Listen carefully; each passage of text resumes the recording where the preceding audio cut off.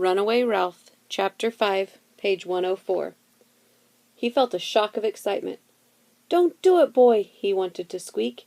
"It won't get you any place." At the same time, he realized that a boy who wanted to run away was sure to like motorcycles. Maybe he had misunderstood Garf. Maybe Garf liked speed and would know how to make a miniature motorcycle run. "Is there some place you especially want to go?" asked Aunt Jill. "No," said Garf. "Just away."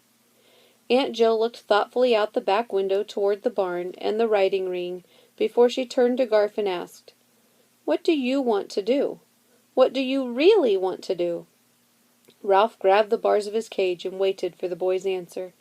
Catso's paw appeared through the hole in the screen door, but the human beings did not notice. Ralph watched and listened. The hole in the screen had stretched another half-inch. Garf picked up a scrap of plastic left over from someone's lanyard and twisted it around his fingers. "I can tell you one thing," he burst out. "I don't want to braid any more stupid lanyards. I've braided lanyards in Cub Scouts. I've braided lanyards at the YMCA. I've braided lanyards in the park during the summer, and I've braided lanyards in the after-school rec program. Nobody needs more than one lanyard, and I'm fed up with the lanyards." After this outburst, he sat staring at the floor, and when Aunt Jill remained silent, he went on, "And I want people to stop feeding my mouse. I caught him, and he's my mouse." "That's good," thought Ralph, "because if he runs away, he might take me, and then maybe I can escape and find my motorcycle again." "I think that can be arranged," said Aunt Jill. "You've told me what you don't want to do, and what you don't want other people to do. Now tell me what you want to do." Ralph could tell from Garf's silence that the request was a difficult one. Aunt Jill seemed to have plenty of time to wait while he thought. Outside the craft shop, some boys were gathering bamboo husks to float in the irrigation disc. Ralph watched to see if they might uncover his crash helmet and motorcycle, but they did not go to the far side of the bamboo. "Well, began Garf and stopped. Aunt Jill waited. So did Ralph, who noticed that Chum was also listening. Garf looked uncomfortable. Still Aunt Jill waited.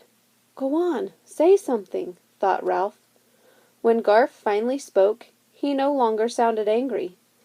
I guess I just want to be alone once in a while," he said.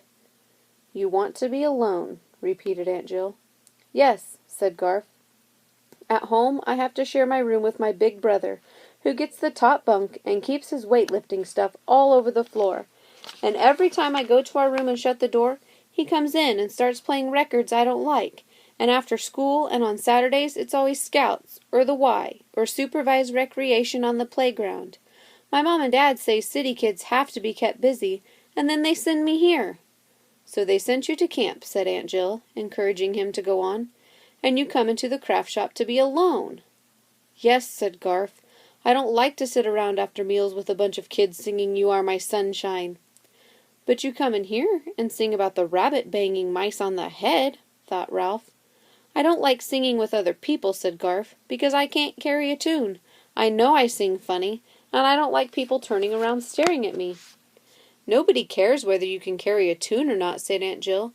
"But if you don't want to sing, you don't have to. And we all need to be alone sometimes." For the first time, Garf looked up at the camp director. "And I know something that might help," Aunt Jill continued. "See that clump of bamboo over there? Any time you feel like being alone, you may go and sit behind the bamboo as long as you wish." Garf looked as if he wanted to believe her. "Remember, Garf," said Aunt Jill, "it is possible to be alone in your thoughts, even when there are others around." She rose from the bench where she and the boy had been sitting and found a piece of cardboard and a felt pen from the supply closet. "Now, about your mouse. You take this pen and make a sign saying this is your mouse and no one else is to feed it. I'll sign it to make it official, and we'll tack it up over his cage." Garf did not say anything, but he took the cardboard and the pen and settled down at a table to work. He found a ruler and marked straight lines on the cardboard to guide his printing. He worked a long time, ignoring the lanyard braiders, mosaic makers, and insect collectors who came and went. A few people paused to see what he was printing, but no one disturbed him. Ralph sat watching quietly as the sign progressed.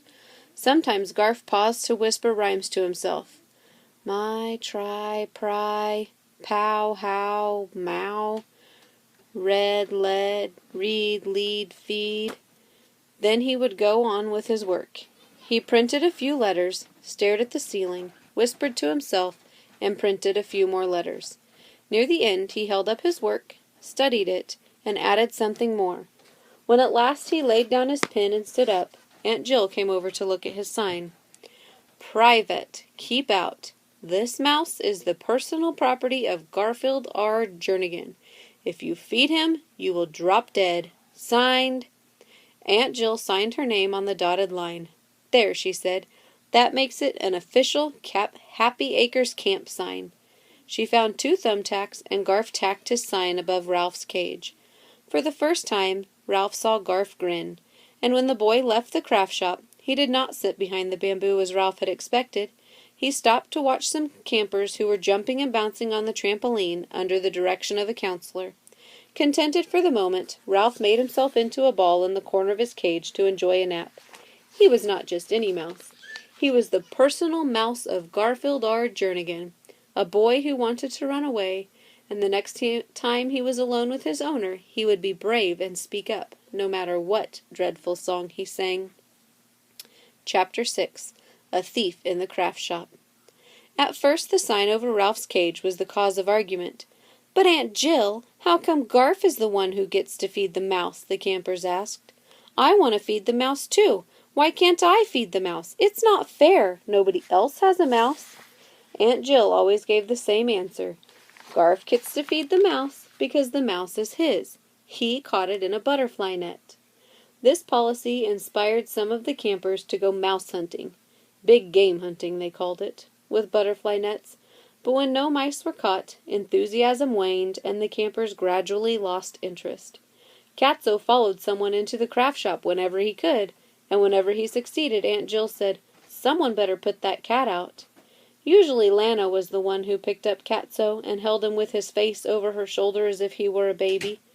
Poor baby, she crooned, patting Catso on the back as if she were burping an infant. Ralph found the smug look on Catso's face annoying. Garf was happy, but Ralph was not. The boy showed no signs of running away, and now that he abided by the rules, the two were never alone. The bars of Ralph's cage enclosed a very small area, and no matter how fast he ran on his wheel, he remained in the same place. He began to sit motionless for long periods of time, while he thought more and more about the freedom he'd enjoyed back at the Mountain View Inn. He missed those long corridors and those exciting expeditions in search of food. What he had once called crumb scrounging now seemed a test of courage. He even came to admit that he missed his little brothers and sisters and cousins. They were nuisances, but they were livelier than a grumpy hamster. Perhaps he wouldn't mind giving some of the little mice, boy mice of course, short rides on his motorcycle after all. Most of all, Ralph missed that motorcycle. He clutched the wires of his cage, and recalling the nights he sped through the corridors of the old hotel, while guests snored behind closed doors, tried to pretend they were the grips on his handlebars. It was no use. The wires remained what they were, the bars of a small prison, higher but not as long as an economy-sized Kleenex box.